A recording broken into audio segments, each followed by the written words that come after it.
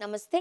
మాతృమూర్తులు 9 నెలల పాటు ఎన్నో కష్టనష్టాలను అనుభవించి తమ బిడ్డలకు జన్మనిస్తారు. మహిళలకు సుఖప్రసవం కలిగించే దివ్యశక్తిగా జగన్మాత స్వయంగా గర్భరక్షాంబికా దేవిగా అవతరించి భక్తుల కష్టాలను తొలగిస్తున్నారు అని విశ్వాసం. తమిళనాడులోని తంజావూరు జిల్లా తిరుకరువూర్ ప్రాంతంలో వెలిసిన ఈ దేవీ మహిమలు అపారమైనవి అని భక్తుల నమ్మకం.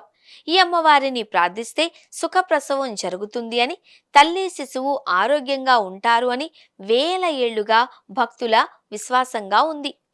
స్థల పురాణం ప్రకారం నిరుతవర్ అనే ఋషి తన భార్య వేదికతో కలిసి వెన్నర్ నదీ తీరాన నివసించేవారు. ఒకరోజు నిరుతవర్ ఇంటి వద్ద లేనప్పుడు ఒర్తు ఒపత్తర్ అనే మరో ఋషి భోజనార్థం అక్కడికొచ్చాడు. అప్పటికే గర్భవతిగా ఉన్న వేదిక అతనికి భోజనం అందించేందుకు కొంత ఆలస్యం చేసింది. ఆగ్రహించిన ఆ ఋషి ఆమె గర్భంలో ఉన్న శిశువు ప్రాణంతో నిలవదు అని శపించాడు. ప్రార్థించగా స్వయంగా గర్భరక్షాంబికాదేవి ప్రత్యక్షమై ఆ శిశువుకు ప్రాణం పోసింది. అనంతరం వేదిక ఆరోగ్యంగా ఒక పుత్రరత్నానికి జన్మనిచ్చింది.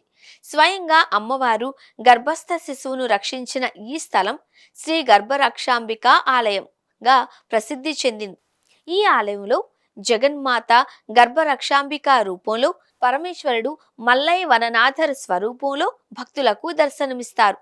ఈ ఆలయాన్ని చోళరాజులు రాజరాజ చోళుడు, రాజేంద్ర చోళుడు, కులుత్తొంగ చోళుడు నిర్మించినట్టు పురావస్తు ఆధారాలు తెలుపుతున్నాయి.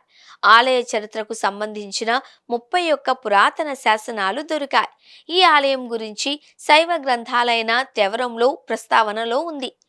275 శైవ క్షేత్రాలలో ఒకటిగా దీనిని గుర్తించారు. శైవ భక్తులు అప్పార్, సుందరార్, సెలికార్, ఉమాపతి లాంటి మహర్షులు ఈ ఆలయాన్ని గురించి తమ గ్రంథాలలో పేర్కొన్నారు. ఈ ఆలయం పంచ అరణ్య క్షేత్రాలలో ఒకటిగా ప్రాచీన కాలం నుంచి ప్రసిద్ధి పొందింది. దీనికి సంబంధించి మల్లవననాథర్, సాక్షినాథర్, పాతాళీశ్వరుడు, ఆపత్ సహాయేశ్వరుడు, విల్వనేశ్వరుడు అనే ఇతర శైవ ఆలయాలు కూడా ఉన్నాయి. భక్తుల విశ్వాసం ప్రకారం ఈ 5 ఆలయాలను ఒకే రోజులో దర్శిస్తే మహత్తరమైన పుణ్యం లభిస్తుంది అని చెబుతారు.